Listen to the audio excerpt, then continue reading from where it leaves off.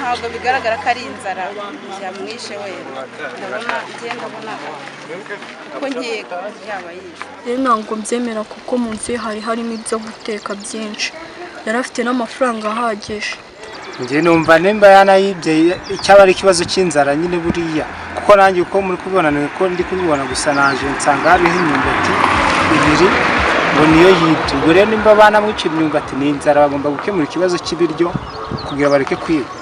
Mu gitondo cyo kuri wa gatandatu tariki ya 4 Mata 2020, umurambo w'umusore utaramenyekana amazina yasanzwe mu murima w'imyumbati mu kagari ka Muyange mu mudugudu wa Bisabo mu murenge wa Kagarama mu karere ka Kicukiro. Bamwe mu baturage babonye uyu murambo bavuga yuko uyu musore atagaragara nk'uwishwe ariko ibi myumbati, ahubwo bigakekwa ko yaba yishwe n'abagizi ba nabi. Umurambo we bakaza kujugunya muri iyi myumbati mu buryo bwo kujijisha kugira ngo bigaragare ko yishwe ariko ibi myumbati, nubwo ntawe utungwa agatoki kuri uru rupfu rwe.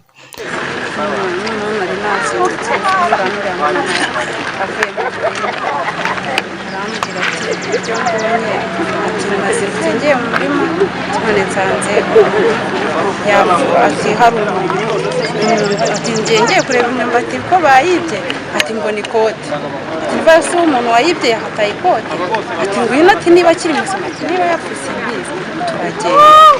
Tuhageze dusanga umuntu byarangiye. Njyewe rero nta telefone twari dufite, njya ku kagari mbwira uwari uhari ku kagari aza, hanyuma ngenda nkubona Ni ukuvuga ngo ni wowe watabaje inzego z'umutekano? Njyewe nyine nagiye mbabwirisha umunwa, ariko nasanze no kuri telefone noneho bayifashe amaje kumenya nyine akumanukana baraza bakuzana. Uyu muntu se mwari musanzwe mumuzi cyangwa se hari abari basanzwe bamuzi bari hano hafi? Ntabwo tumuzi. Murakeka yuko yaba yishwe cyangwa se kuko n'ubundi niba bamusanze mu murima, mwebwe mwamukeka iki ku rupfu? Njye uko mbibona ndabona uriya muntu yaba yishwe cyangwa se ntabwo bigaragara ko ari inzara yamwishe wera ndabona uko nkeka yaba yishwe. Niba wamubonye ameze atandukanye? Yararyamye, umutwe ureba hepfo, ahinnye amavi, amaboko asa n'ari mu nda, umutwe ureba hepfo asa n'usinziriye. Ntabwo yarahambiriye, nta kintu kigaragara ko bamwise? Nta kintu na kimwe nigeze mbona kigaragara ko yanitswe cyangwa yanitswe. Njye numva nimba yanayibye icyaba ari ikibazo cy'inzara nyine buriya, kuko nanjye uko muri kubibona niko ndi kubibona, gusa naje nsanga hariho imyumbati ibiri ngo niyo yibye. Ubwo rero nimba banamwica imyumbati ni inzara, bagomba gukemura ikibazo cy'ibiryo kugira bareke kwiba. Uyu ni umwe mu basanze bari bazi uyu musore aho yaratuye, ndetse akaba avuga yuko ku mugoroba w'ejo kuwa gatanu tariki ya 3 Mata 2020 mu masaha y'isa moya bari kumwe, aho ndetse ngo bakundaga kuvugana kuri telefone, ariko mu ijoro ryakeye akaba atigeze amwoherereza message cyangwa amuvugishe nk'uko byari bisanzwe. Yego twari tuziranye. Yitwa nde? Yaratuye ahagana hehe? Ngenzi ko amazina ye niba ari amahimbano ntabwo mbizi. Yitwa Kabuhatanyi. Twari duturanye hariya mu Kiyanja. Yarahamaze igihe kingana iki? Kwezi kumwe. Mumaze igihe kingana iki muziranye? Hanyuma ku kwezi kumwe twaramenyanye ko twe tukigera inaha, twahageze kwezi kwa mbere twakubayemo muri yindi quartier muri Nyagafunzo, kundi tukubayemo hariya mu Kiyanja. Mwaherukanaga guhura ryari ku buryo mwaravuganye? Nijoro saa moya. Iri joro ryakeye? Yego. Twatandukanye saa 2 zuzuye. Ko twari tugiye kugura isabune ku muhanda turahura. Hari abantu se wenda barafitanye ikibazo niba mwari muturanye ku buryo wavuga uti aba bantu nibo bashobora kuba babyihishe inyuma?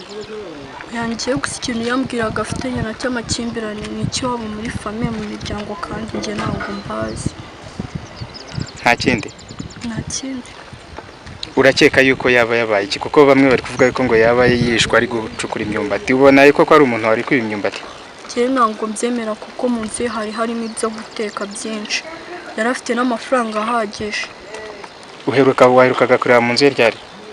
Ejo twagiye yo ku manywa, bavuye mu rugo bavuye gutwara amabuye ku muhanda bayajyana mu rugo. Saa 6 nibwo basoje kujyana amabuye mu rugo barataha.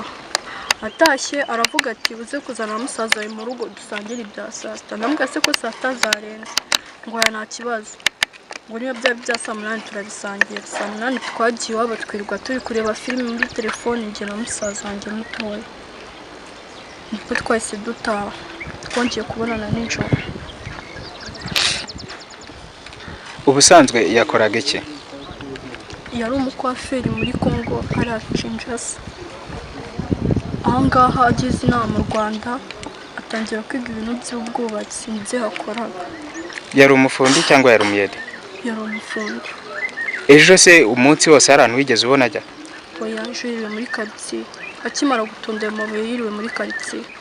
Ejo imyenda yari yambaye avana mu kazi ntabwo ariyo myenda yari afite mu rugo, kuko iyo yari yambaye ari mu kazi yaragiye arayihindura, imvura iri kugwa tunasanga arimo aroga, arahindura twicaye no mu nzu yambara iyo myenda. Ndambwira se ko icyo utambaye iriya ngofero, ati oya ndeka niyambarire gutya, yambara kuriya, atazamuka tujyana ku muhanda duherekeje. Nibwo twongeye kubonana saa moya z'ijoro. Ngiye bwakeye mu gitondo canye telefone mbona na message irimo, kuko yakundaga kuzohereza. Mbonye nta message irimo ndabyuka nicara hanze ndavuga ati birasanga umuriro wamushiranye nakundi. Nicaye hanze nibwo umuntu yahansanze w'umuturanyi arambwira ngo hari ahapfuye umuntu. Ndamubwira ati ngo nyine niko Imana yabishatse, manuka nje kureba. Nyigikubita amaso mbona ndamuzi, natareba n'isura, mbona imyenda yagiye yambaye niyo. Nibwo nabonye kumwitegereza. Ubwo bivuze ngo mwakunda kuvugana cyane kuri telefone? Yego, twari inshuti bisanzwe nk'uko twimukiye muri no quartier vuba. Umunyamabanga nshingwabikorwa w'akagari ka Muyange Uwizeyimana Eric avuga ko uyu musore atarasanzwe atuye muri aka kagari. Uko twabibonye n'ubundi twatabaje inzego z'ubuyobozi n'umutekano, turatabara tuhasanga umurambo uri mu myumbati, bigaragara ko hari imyumbati yakuwe n'imyobo ihari.